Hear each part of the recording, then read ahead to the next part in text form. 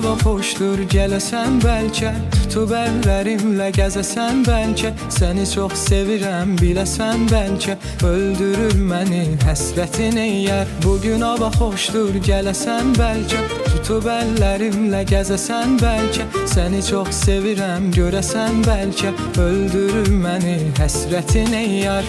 Qısqanıram mən kölgənə qarşı. Niyə etdin bunu sən mənə qarşı? Eyləmişəm axı mən sənə qarşı. Bu qədər artır nifrətin eyyər. Qısqanıram mən kölgənə qarşı. Niyə etdin bunu sən mənə qarşı? Eyləmişəm axı mən sənə qarşı. Bu qədər artır nifrətin eyyər.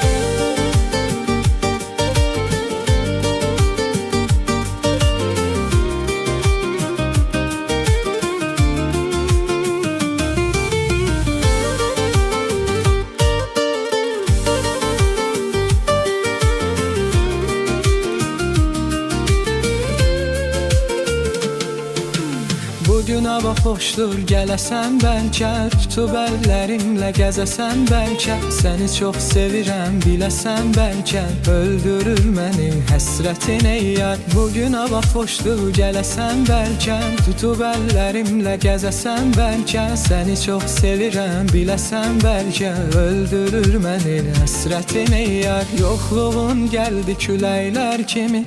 Niyə döyünmədi ürəklər kimi? Səni düşünürdüm mələklər kimi. Məndən uzaqdı cənnətin eyyər. Yoxluğun gəldi küləklər kimi. Niyə döyünmədi ürəklər kimi? Səni düşünürdüm mələklər kimi. Məndən uzaqdı cənnətin eyyər. Bugün hava xoşdur, gələsən bəlkə. Tutub əllərimlə gəzəsən bəlkə. Səni çox sevirəm, biləsən bəlkə. Öldürür məni həsrətin eyyər. Bugün hava xoşdur, gələsən bəlkə. Tutub əllərimlə gəzəsən bəlkə. Səni çox sevirəm, biləsən bəlkə.